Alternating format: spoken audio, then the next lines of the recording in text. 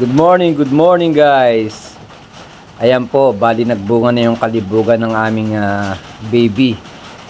Yung kanyang pagtakas-takas sa manukan at para tagpuin yung kanyang boyfriend. Ayan na, nagbunga na.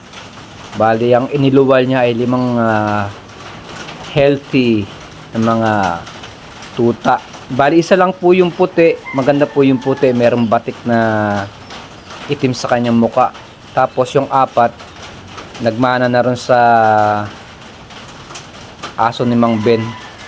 Bali lahat 4 itim, isa lang ang puti. Yan, ganda oh. Bali hintayin lang namin siyang lumaki ng konti, tapos po pwede na po namin ipamigay. Siguro iiwan ko lang yung kulay puti. Yung 4 ipamimigay ko, kaya comment down below kung sino may gusto ng tuta. Pero hihintayin lang natin sila ng mga ilang linggo, baka mahigit 1 buwan, para siguradong mabubuhay. Kasi nagbe-breastfeed pa rin si baby sa kanyang mga alaga.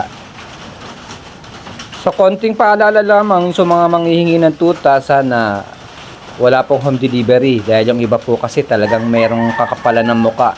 Sila na yung nanghihingi, ang gusto pa nila dadalhin sa bahay nila. Kaya sana umayos-ayos tayo. Ganun lang guys, update lang. Ciao.